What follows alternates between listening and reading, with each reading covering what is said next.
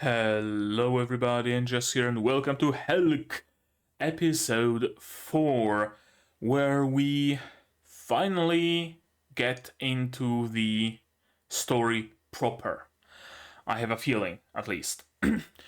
Because the first 3 episodes essentially serve the purpose of introducing us to our characters, right? Who is Helck, how strong exactly he is, what kind of a person he is, but also introducing us to Vermilio, Hura, and all those other people as well. Now we are, and also introducing us to the world and to the general situation. Right, the demon realm was defeated by humans, by the hero, and now the demon realm is rebuilding, and now there is some winged knights who are attacking the demon realm again. And what's the deal with that? Nearby castle is being attacked, yada yada yada. We got introduced to everything, and now we start interacting with that. In episode 3, by the end of episode 3, we started already interacting with that, with the main story, with the main plot. Episode 4 will certainly continue from there. What else happened in the previous episode? A couple of important things. First of all, we learned that Helck doesn't carry a knife, but rather doesn't carry a sword, but rather a shiv, which makes me believe it is significant and important somehow. Second of all, we learn that the land of the demons is constantly under the effect of some toxic miasma that makes living there almost impossible, and all of their cities need to be covered in domes that repel the poison. Kind of a shithole to live in. And from the perspective of Ista or Asta, one of the two, I think it was Ista, we heard that she really likes it in the human realm, that she would like green grass and blue skies, and damn, why can't we have that in the demon realm, huh? So that's interesting, because usually the way the demon realm is in stories like that is exactly the way the demons want that demon realm to be. So if there's a miasma, they probably like it. If the sky is purple, they probably don't mind that either. Not the case in Helck. The episode itself was pretty much just a journey. We learned a little bit about our companions. There were some shenanigans on the way, and it culminated in a battle with the winged knights, who were fairly easily dispatched, except for the big boss, who cut off Hura's arm. So that's gonna be interesting. I don't want to have my hopes particularly up. I always have my hopes up when a character loses an arm, that, hey, perhaps they're gonna get a cool cybernetic. Perhaps there's gonna be something cool in that, in that direction. So far, only Arifureta actually made that step. No other series. Not even any mangas. Like, I've read a lot of mangas, especially recently, mostly isekais and even the trashy ones, and none of them has characters with prosthetics for some weird reason. I don't know. There's a great manga. I think I mentioned it some time ago. There's a great manga, Galactic Navy Officer something something. Dude crashes on a different world. Yeah, has nanite technology with him, so he can heal his wounds really quick, and so on and so forth. A girl he rescues loses her leg and arm, I think, or just a leg. No, I think a leg and an arm.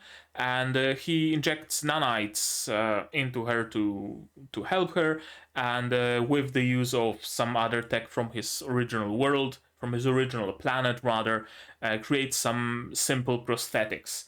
And I was really hyped that, oh yeah, she's gonna get some, proper bionics, step by step. They are in the forest, so of course a peg leg, that's to be expected, but when they get access to some resources, to metals and magic stones and whatnot. Maybe a proper bionic prosthetic, and that's gonna be cool. That can be used in combat. And I started creating all sorts of scenarios in my head, but in the end, her leg and arm just regrew, and that was that. Kind of disappointing, not gonna lie.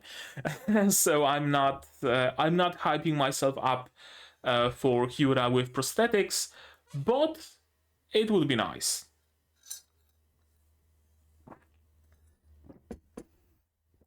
I wonder what kind of a technology they have, or magic they have, to help her regrow her arm, or is she going to remain one-armed? We'll see. We will see about that in this very episode. What do I expect from it? More fighting? Pretty much that.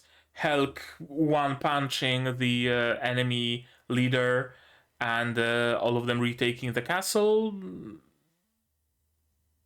and that's essentially it. Or maybe some twist, like Helck recognizing the leader and letting him go, or something along those lines.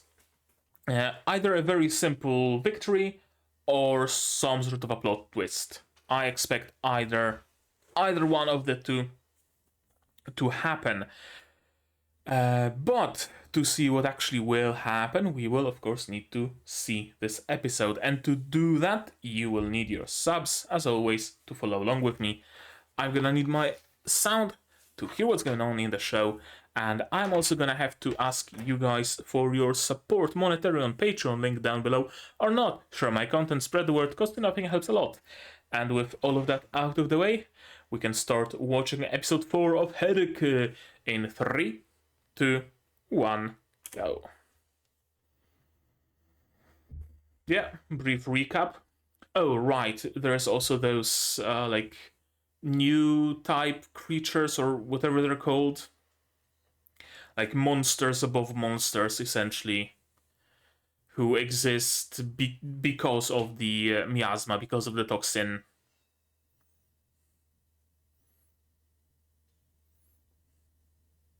Yep, she got disarmed.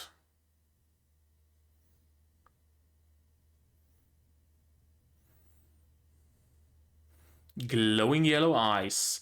I've seen those eyes in HoloLive English 3rd generation.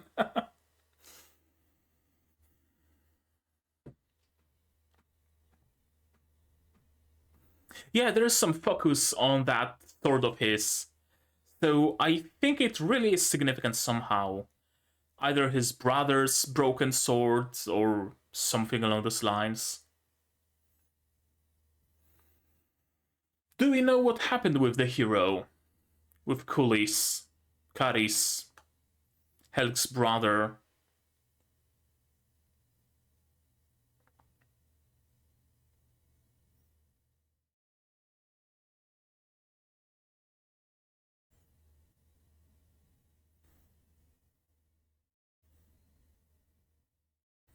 For Heavenly Knights or something along those lines?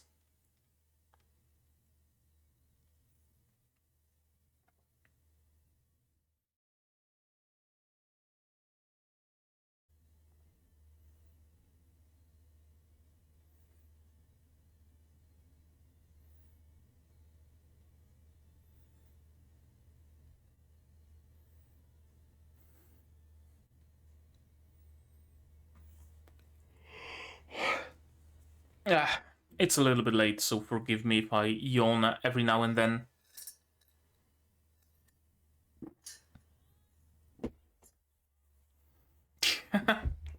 I mean, he's not wrong.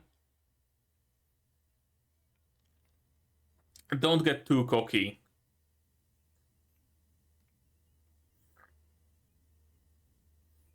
Why are your eyes black?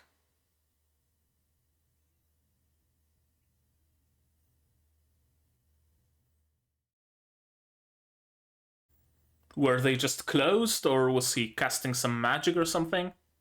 Channeling some magic?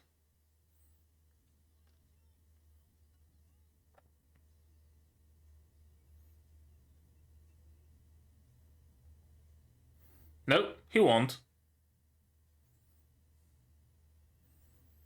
Helck will, though. Okay, Hura isn't dead at least.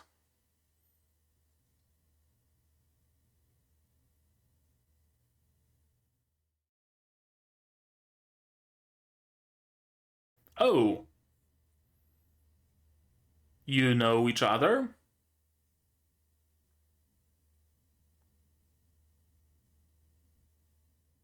A woman. Interesting.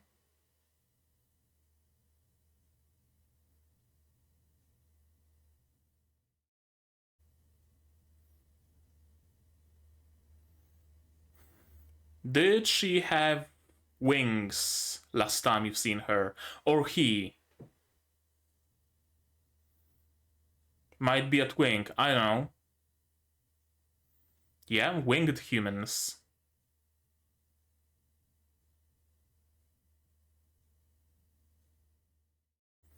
Oh, so some sort of a transformation. Hmm. And some of them become completely mindless in the process. And some of them retain their memories and minds. Okay. Yeah. Probably why the villagers are missing.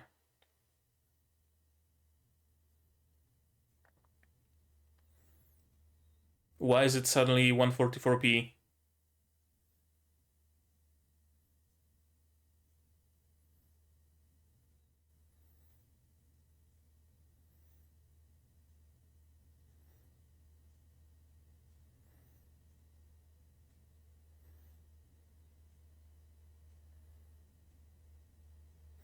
More angels.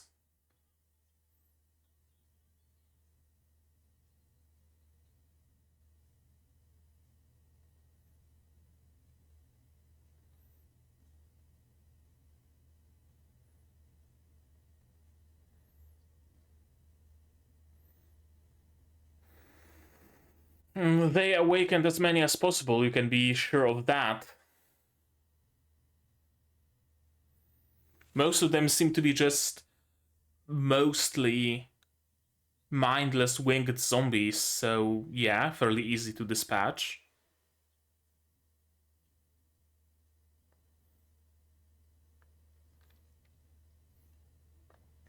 Yep.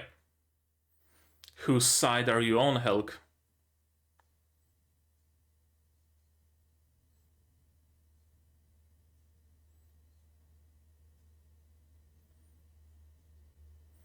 Do you need a victory? Won't a ceasefire or perhaps a peace pact do?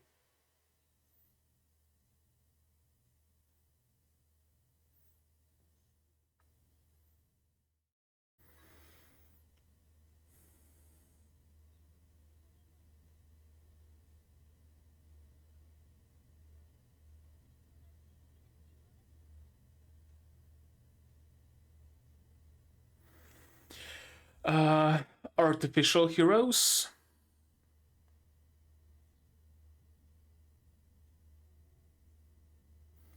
So, human experimentation to artificially create heroes.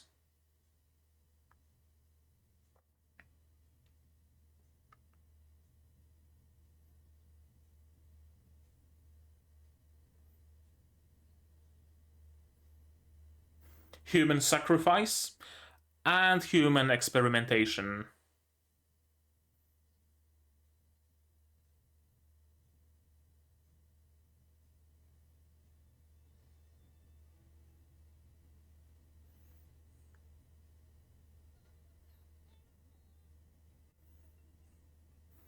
I don't think he screamed help. I thought he screamed Helck, but I might be mistaken. Oh? Okay. That's one wing chopped off.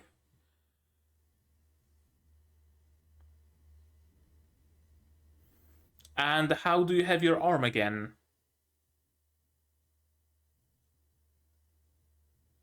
Yeah. Illusion? Regeneration. Okay. Curas do.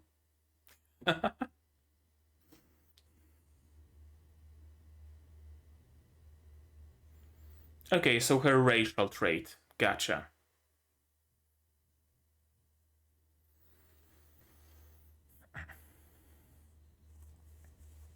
Hence the blue skin.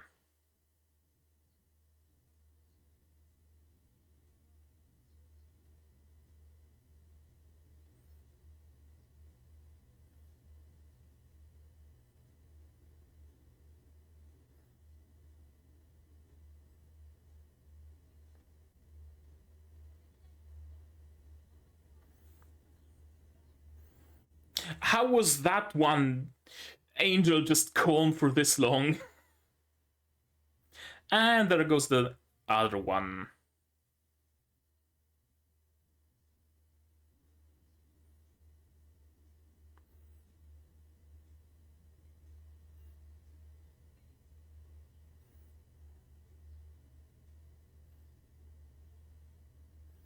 Yeah, exactly. Nip the threat in the bud. Maybe.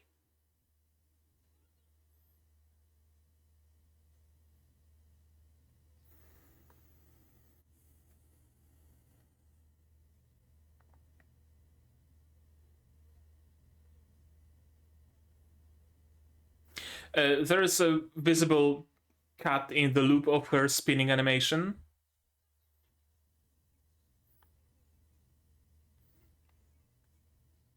Those angels really aren't doing anything, are they? They just hover mid-air, casually. I wanted to say menacingly, but they aren't even that menacing.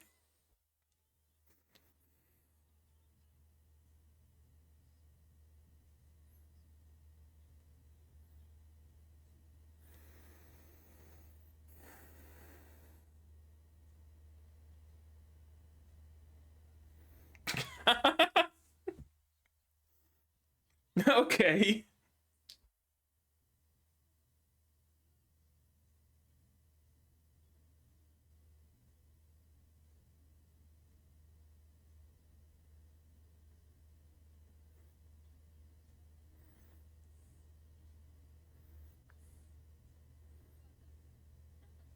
No, she's not bluffing. She genuinely believes you're from the management. Or maybe he doesn't. I don't know.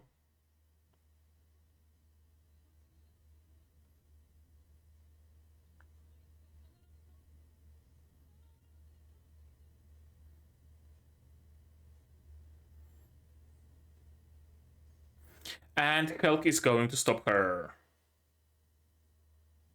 Right? Right.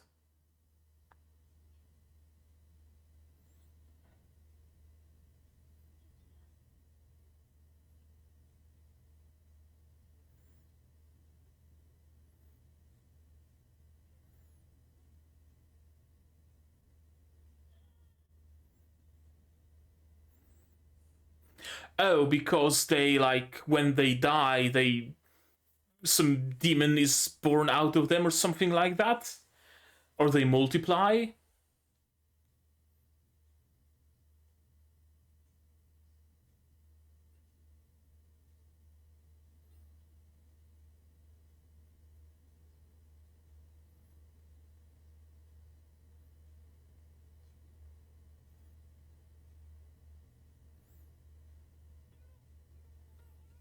They explode when they die. Or they summon something. I don't know. Something is triggered by their deaths.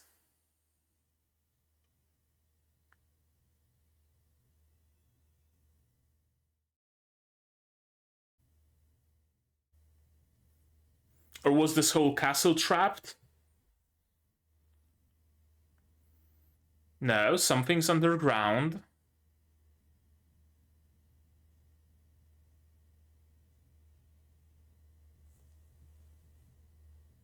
Is that a vat where they grow them? I don't know.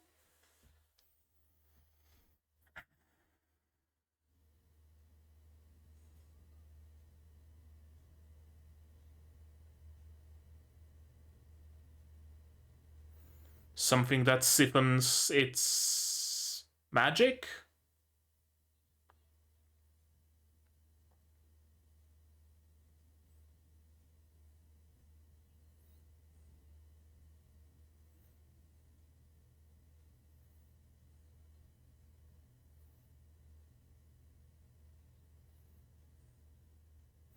Apparently not. Or humans unearthed it.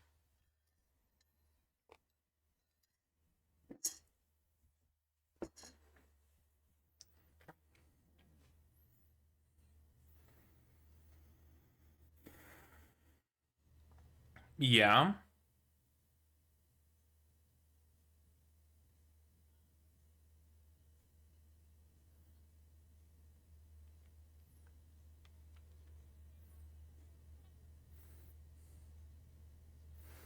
It's just a black hole.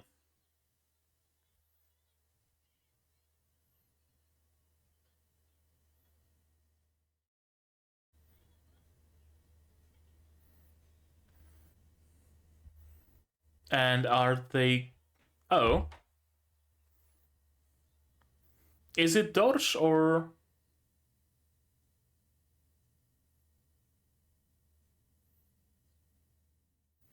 Okay, so Dorsch came in clutch. Finally, his barrier is useful. Don't distract him. Yeah.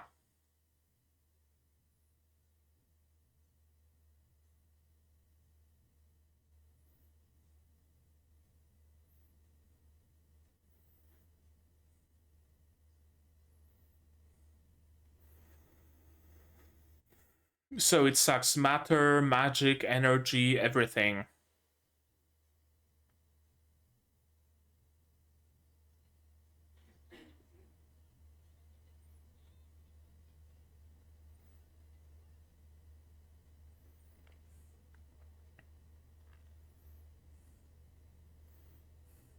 Blow it up? No, it just gets sucked up.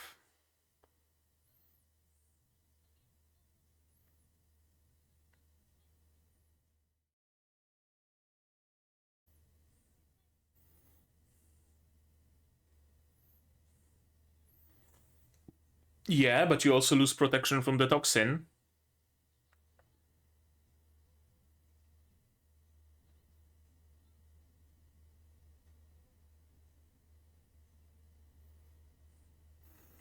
Okay, so he knows that she's Vermilio? Yeah, where's Helck? He fell with them. Kinda, sorta.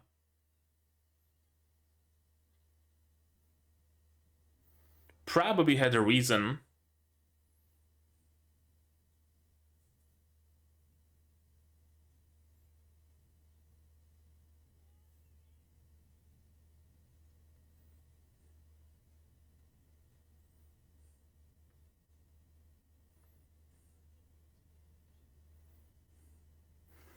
Is Helck going to stop her? Again? No. Okay. She just got hit with a statue in the head. Helck ex machina, finally.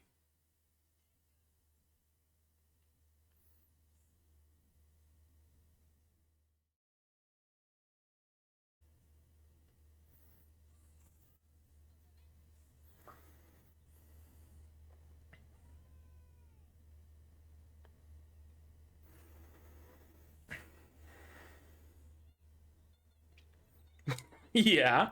It's not like he can fly or anything.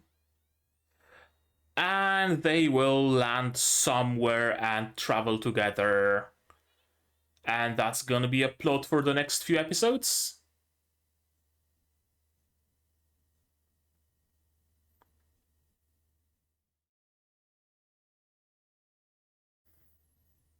Oh, I thought the episode is gonna end because this is the perfect moment. this would be the perfect moment, but no. It continues.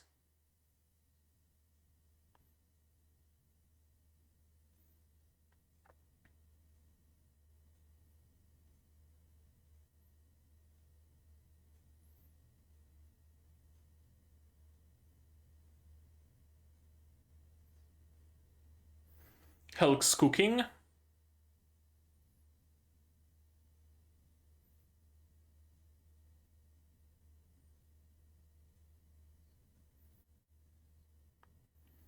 No, it's the human realm.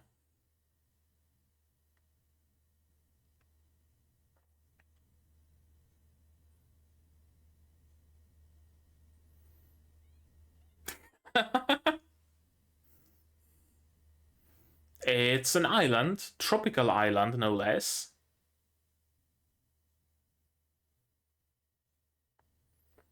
Two moons. An archipelago, so not a lonely soul island.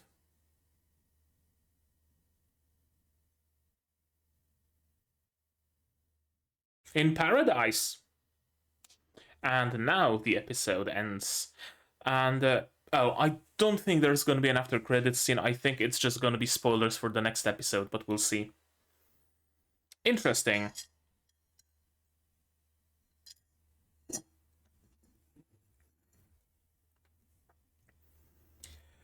Helck is much slower of a burn than I expected. I'm gonna be honest with you.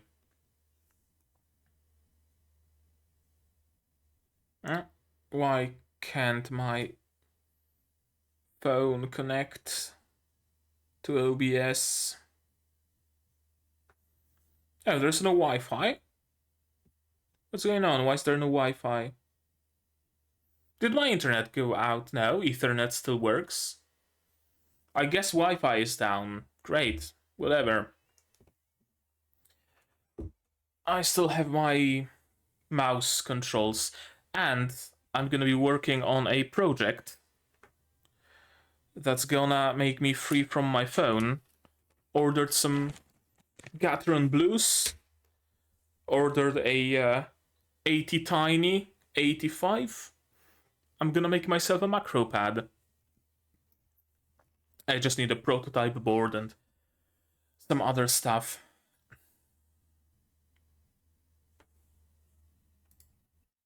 Oh.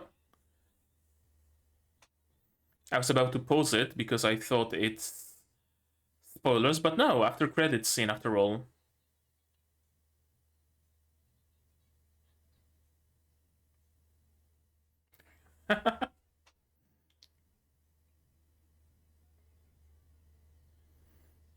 Well, I guess she will also get rid of the nickname she doesn't like.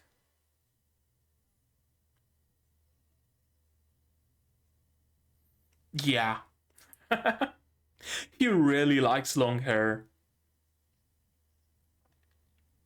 That can be arranged. Exactly.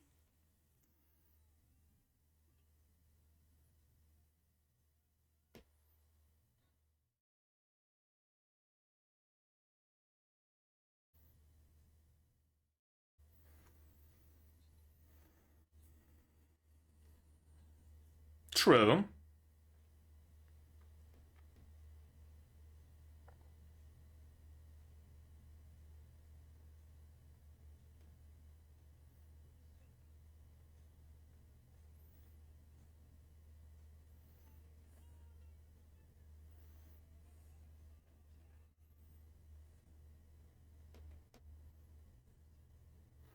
He simply uses no energy for recovery.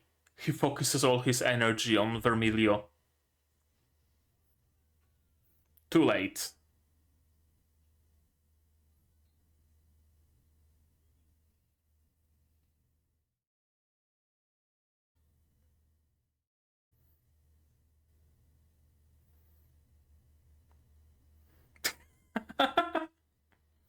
And meanwhile, those two are just playing some bull. Oh, spoilers. Spoilers.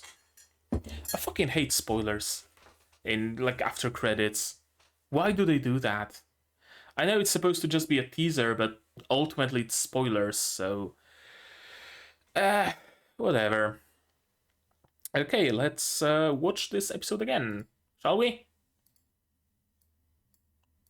Yes, we shall. Okay, last time on Dragon Ball Z. OP, OP, OP. And we're back. Black eyes. Interesting. Usually signifies that a person is corrupted somehow or something of the sort, but not in this case. I think it's a part of his facial expression in an odd way. Kind of like the, eye shadow that sometimes is on a character, right? Like from top of the head up until the eyes. I guess Black Sclera does something similar? I'm not sure.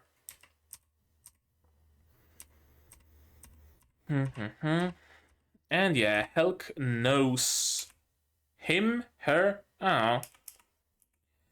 And her name is... Is it listed on the list of characters? I don't think so.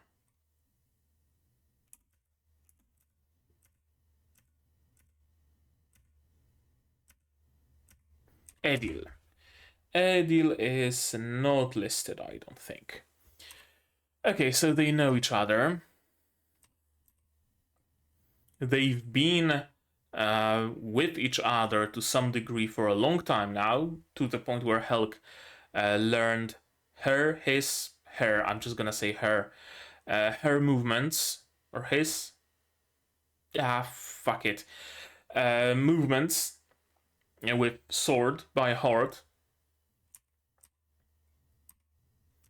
This is interesting. You were able to retain your personality, which means the process of becoming a hero is somewhat an artificial hero, is somehow destructive. Do I have it noted somewhere? Angels are humans turned against their will. I wonder what's the deal with the villagers? Where they actually turned into angels and we are fighting those villagers right now because they were turned into mindless flying zombies, or were villagers used for some sort of a sick ritual? I think it's the former. Villagers were turned into mindless angel fodder, because that's essentially who those mindless angels are, just fodder. None of our characters has any issue destroying them. And the process is apparently grueling. I was forced to watch many of my friends suffer. I would have preferred losing my personality over going through all that. Humankind's true form, kinda. Heroes. I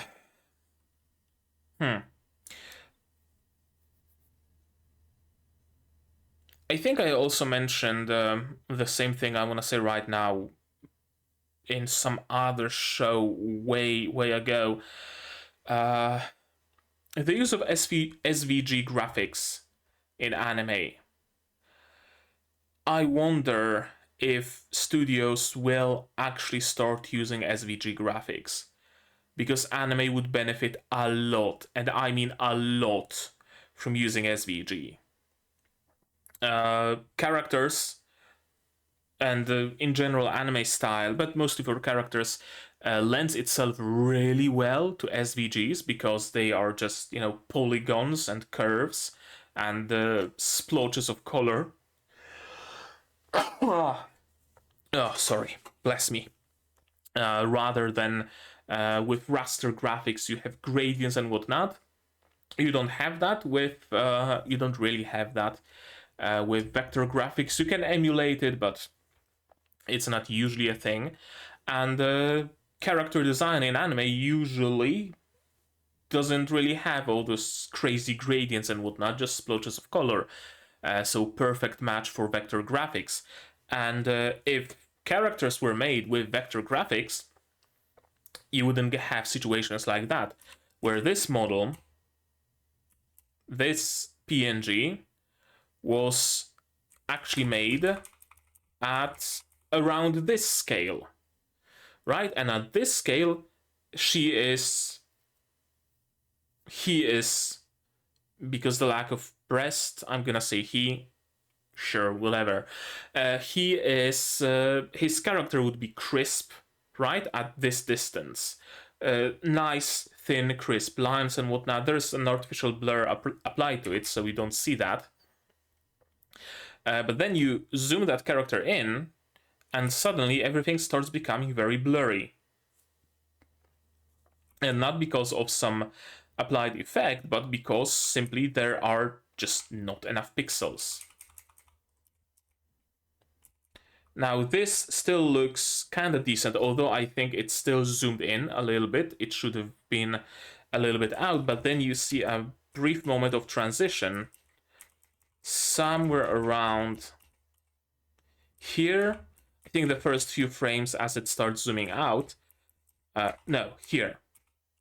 Between those 3 frames, you see a little bit of a blend, because now on the lines on his hair, you can see a little bit of a staircase with pixels. You see that aliasing.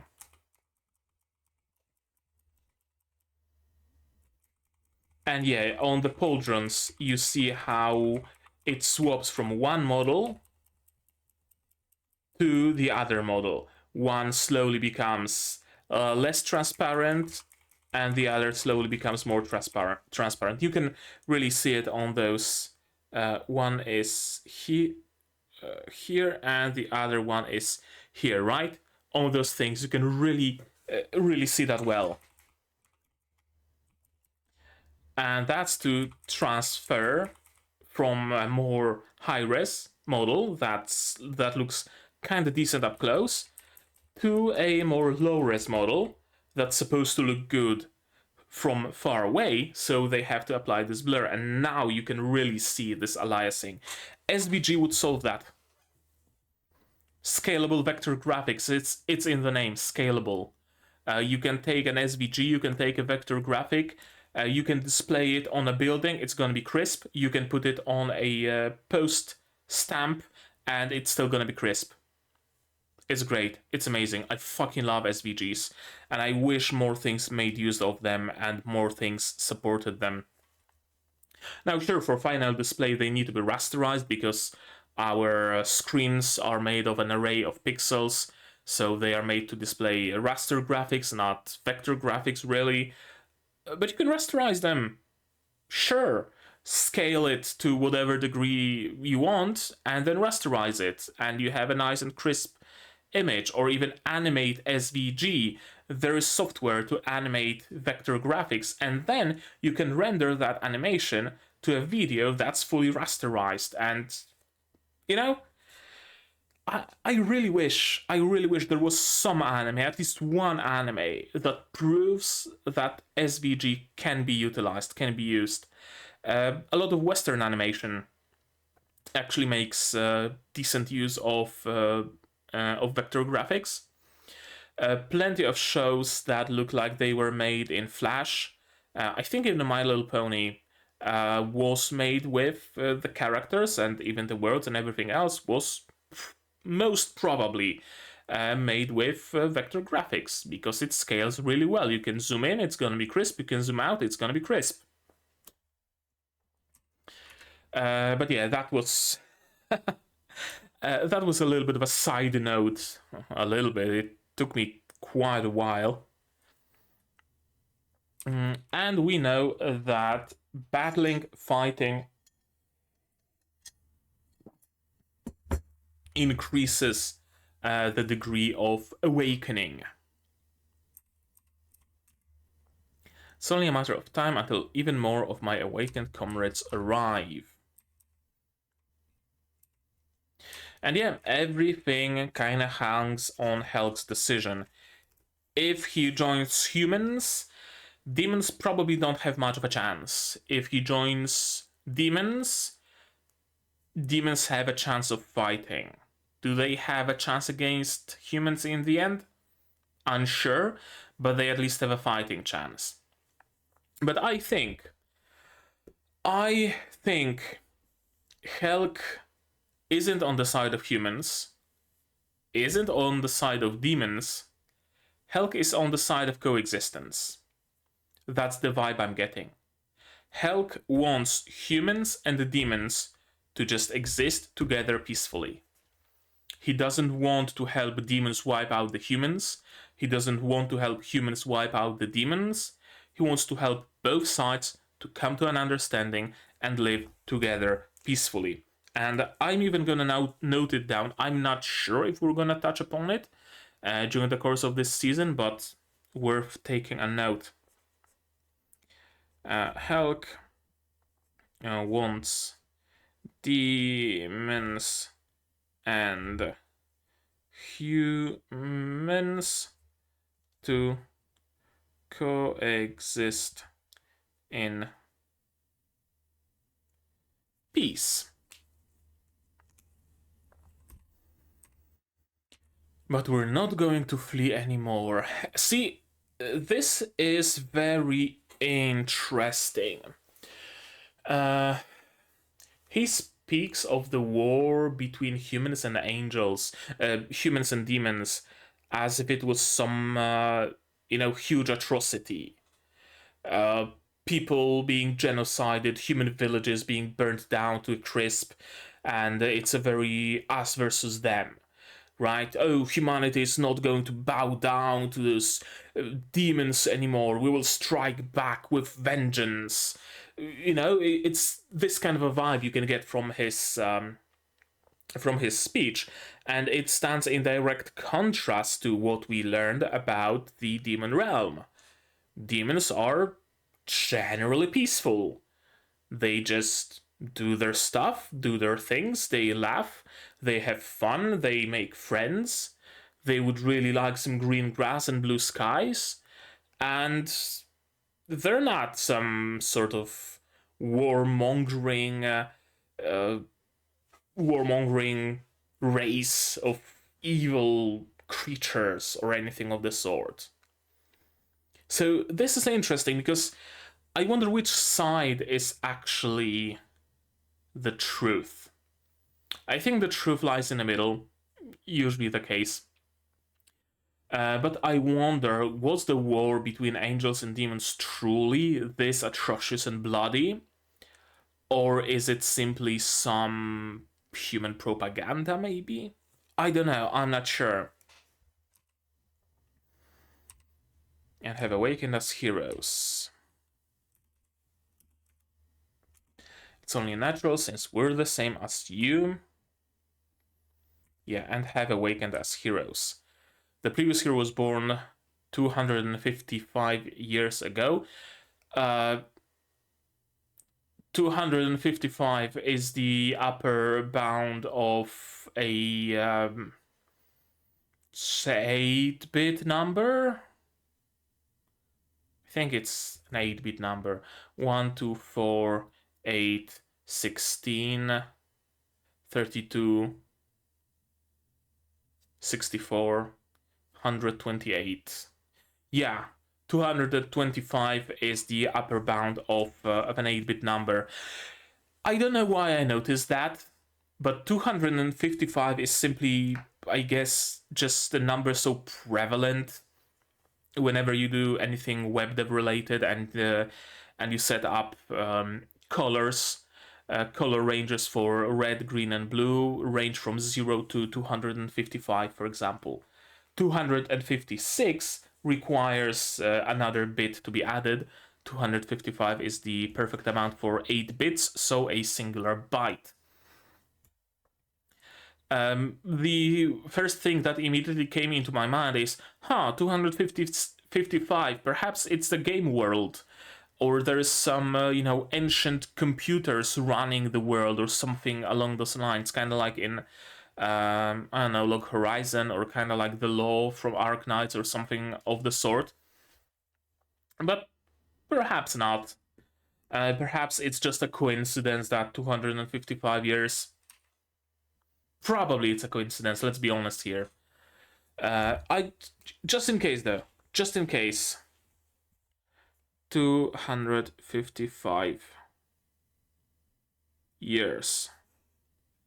Just in case this number becomes relevant. And Helck is apparently a hero, just like his brother. I thought it's just his brother that's a hero, but now we know that Helck is as well.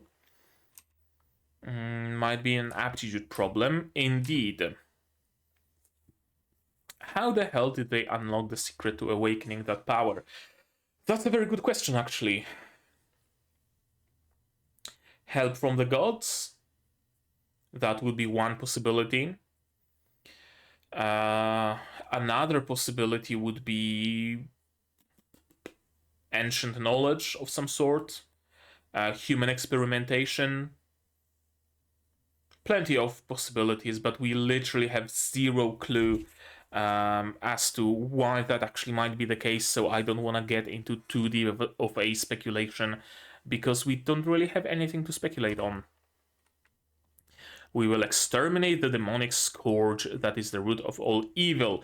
This line really makes me believe that there is some, as usual, evil church behind it all. Evil church says demons bad, so humans go fight demons. Truth is, demons not bad, church bad though. It's a classic. It's a very, very classic trope. I think only Psyhat and Paladin kind of broke out of the trope of church bad. I cannot recall many other shows that would. So probably the case.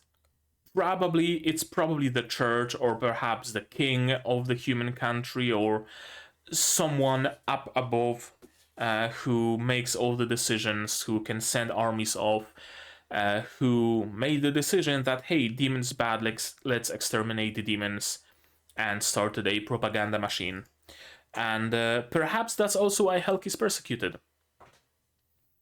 Helck maybe heard from his brother that, hey, yo, demons aren't that bad at all, and we should try make the world a good place to live for both of us, for demons and for humans. And the king or the church didn't like that, so they imprisoned Kulis and chased Helck off. I might be onto something.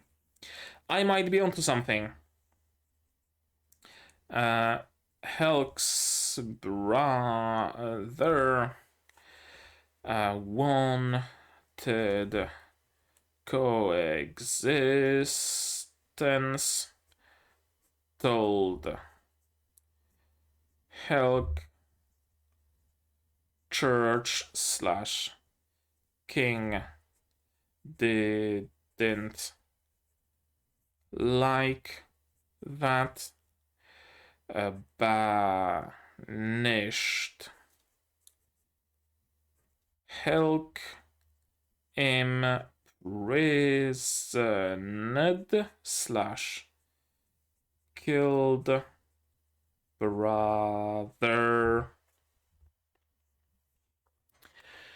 It would be a classic if that's the case. I really should have taken the time to eat some beans earlier. Yeah, kinda. Thankfully, Hura is alive. Because she's undead.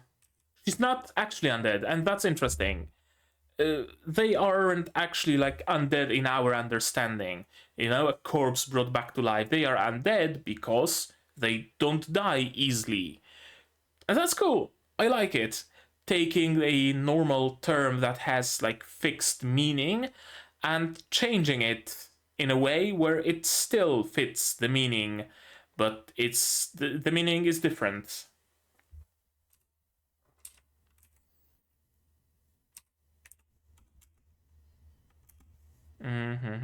Sure.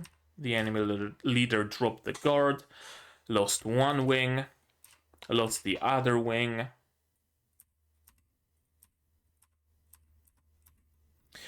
Those knights are just hovering there, doing nothing. I wonder if that was also the case in the source material, or were they, and by they I mean everybody besides Helck and Hura, were they still fending off the attacks of those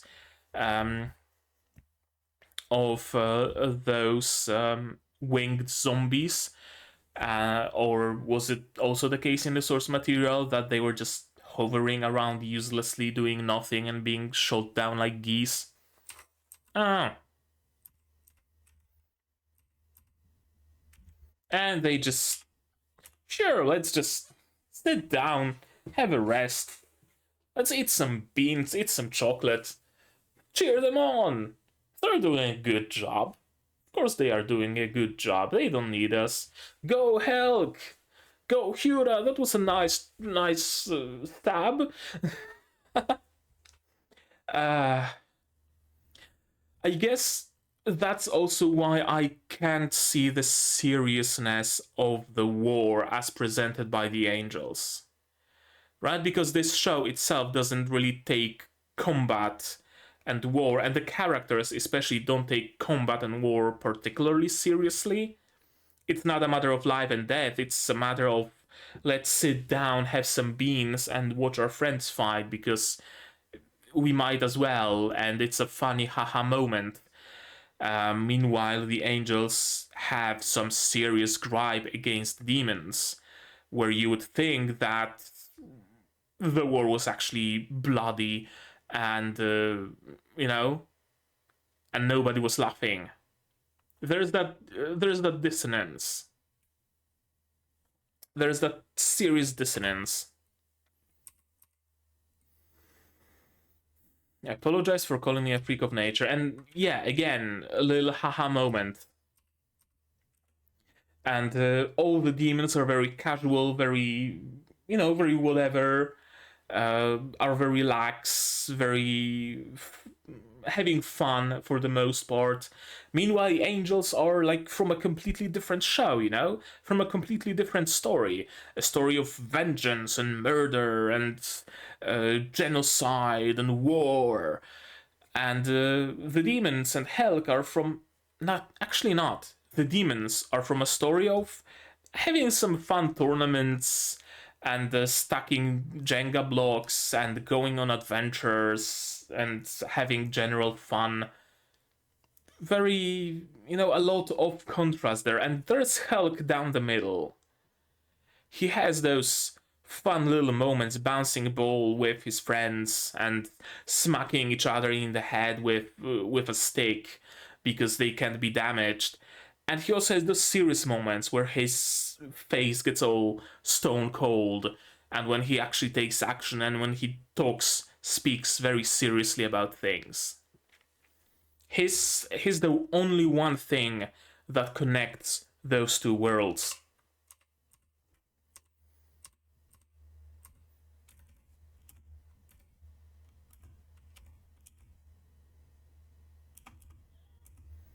I really didn't understand this scene at first. I guess because I just didn't see the blade at the hilt at the top, I just focused on the bottom. And I saw it as a gash suddenly appearing in her chest, his chest, whatever, and just bleeding out. And my first thought was, of course, okay, they have some self destruction mechanism, magic, whatever, implanted in them. Whenever one wants to defect, they get destroyed by the others. Whenever one of them dies, they turn into monsters or they explode or they split into two like a hydra or something. Because Helck said that killing the winged knights is a really bad idea. Why would it be a bad idea if not their death triggering something? And I'm still not sure. And I'm still not sure what's the deal with their deaths. Why are they so important and so ill-advised?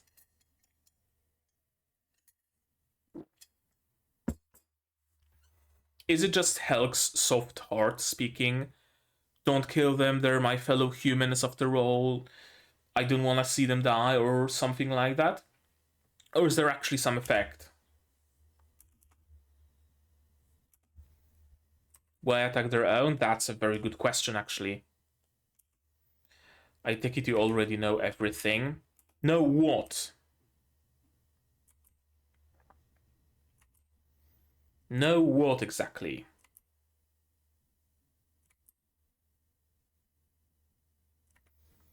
Just a little longer and the pathway would have been finished. Yeah, the pathway in the underneath the castle, which would allow humans to infiltrate right into the middle of demon territory without having to cross borders or anything else. And they would watch their borders, of course, but they probably wouldn't watch the middle of their own territory. So being able to just mass drop angels in the middle of enemy territory.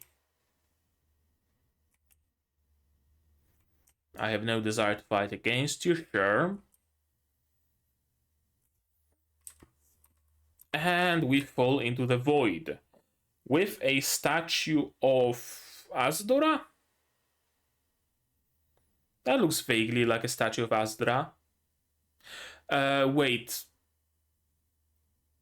Am I mixing something up, or did Asdra give a statue like that to Vermilio?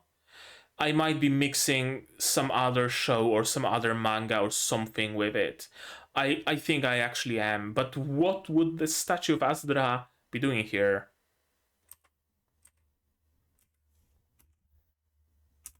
And this is just an empty space underneath the castle. Very, very empty space. With a shield gem and the pathway. Wardstone, sure.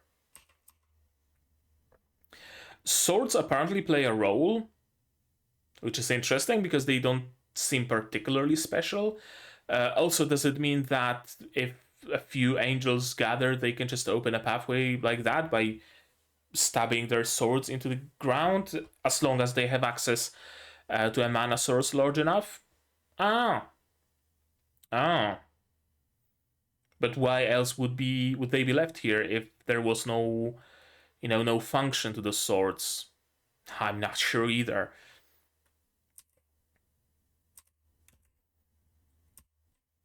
Mm-hmm.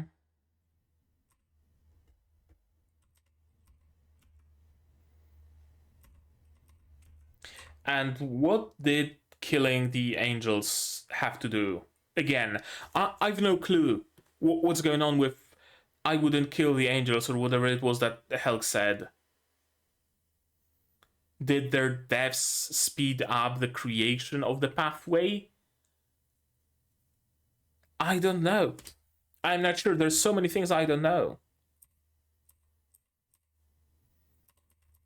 And the pathway sucks up everything, including magic. Plenty of mostly nothing, honestly. And then an attempt at saving Vermilio, and they both get sucked in. Sucked into a tropical island.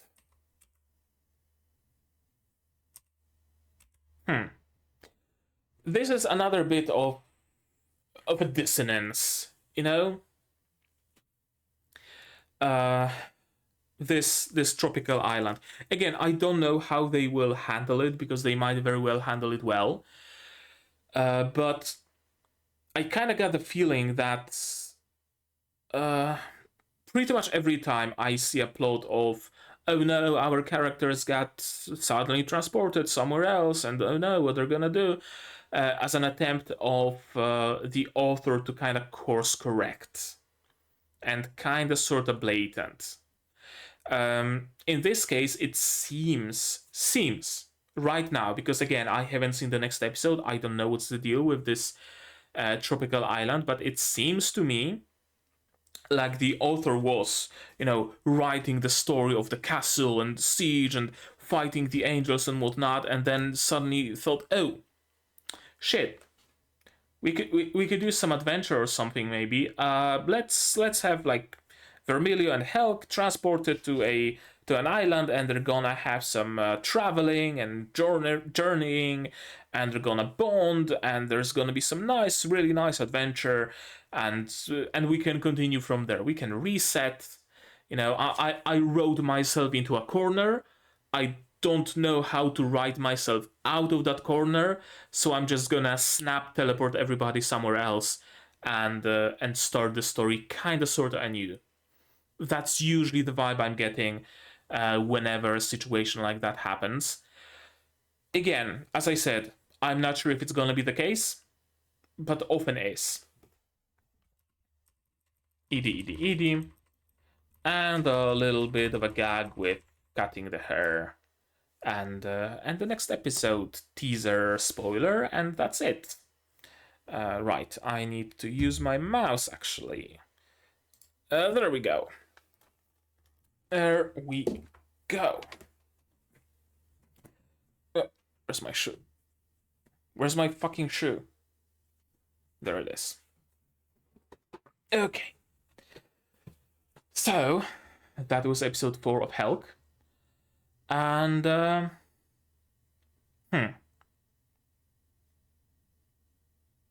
it was good in what it told us, in what it showed us.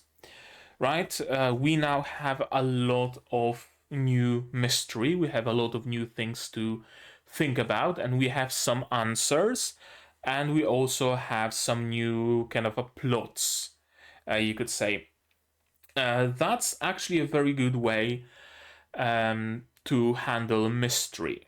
You start with some mystery, with some unknown, then you answer some of those questions, and then you ask some new ones. Next bit of a story goes on, then you answer some more questions and you ask some new ones. And this very much feels like the way Helck is going. And it's usually the way things go, but not always. Not always. One good example would be Tact of Destiny, who only asked questions. It would only add to mysteries, it would only add questions, rarely, if ever, providing any answers, probably to force you to play the gacha game. That's out, by the way, I should start playing it. To force you to play the gacha to get your answers from the story and lore and character descriptions and events and whatnot. Helck isn't doing that. Helck is actually using my preferred way of sprinkling in some questions, sprinkling in some answers. We can actually see some progress in trying to figure things out. That's good. I really like this episode from that perspective. This episode had a few things that I wasn't particularly sold on, though.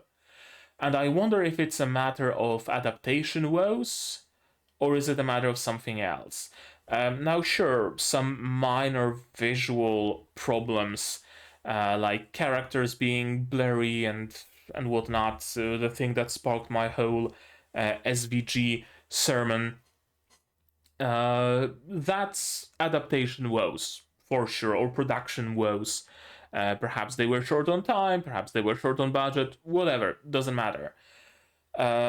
But there were things like the angels just not attacking, hovering around, that could be just adaptation woes, because maybe it had some justification in the source material, or it wasn't the case in the source material. It also happens sometimes.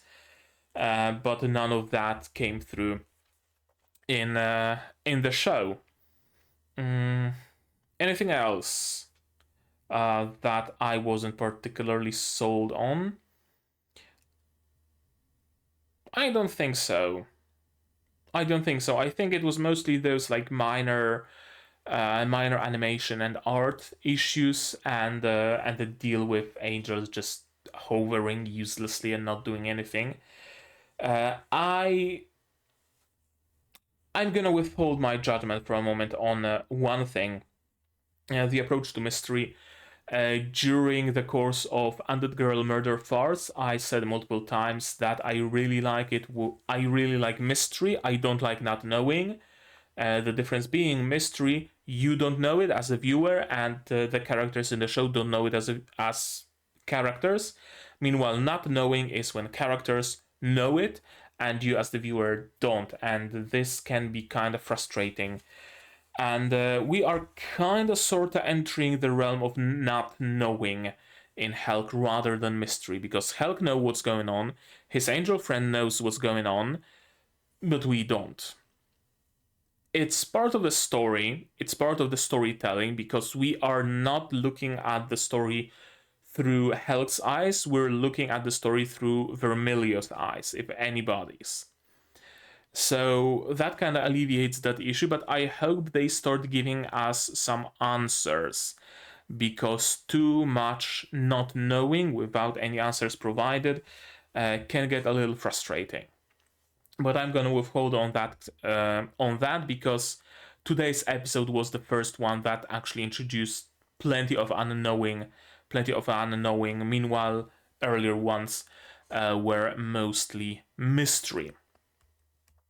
Overall, decent episode, but had a few lower points that were not present in previous episodes. This one is a tiny little bit of a dip in quality, for sure. For sure. I just hope it doesn't continue. I just hope the quality bounces back up. Yeah, I think that's it. I think that does it for my opinion on this episode, but maybe you have your own opinion. Maybe it's the same as mine, maybe it's different. I don't know. Maybe I'm full of shit. Tell me in the comments down below, what did you think of this episode, my reaction, my theories, stuff like that. No spoilers. Please, if you do want to talk spoilers, Discord is here, also linked in the description, where you can open the Helck channel and talk spoilers to your heart's content. Like this video if you liked it, dislike it if you didn't, but tell me why so I can improve. Subscribe to the channel somewhere down below to be notified of future releases of not only Helck but also other anime. Support. I also stream sometimes, so you might wanna click the bell icon to be notified of whenever I go live. Mostly gachas, but also some. I build some gunpla, and I might even stream building a. This thingamajig whenever I get all the tools and elements necessary. Support the channel if you want monetarily on Patreon, for example, linked down below, where for $10 a month you get early access to non-seasonal shows. None of them are up right now, but there used to be Madoka Magica, Symphogear, and others will be coming in the future. And for just $1 a month you get a role on the Discord and a place in the credits. And if you don't want to spend any money whatsoever, share my content, spread the word. It costs you absolutely nothing and helps the channel a lot. And I didn't mention those other shows that I have on the channel that besides Helck: Zom 100, Nanatsu no Maken ga Shihai Suru, Undead Girl Murder Farce, Atelier Raiza, and yeah, and that's it. So now with all of that out of the way, that's gonna be it from me for today.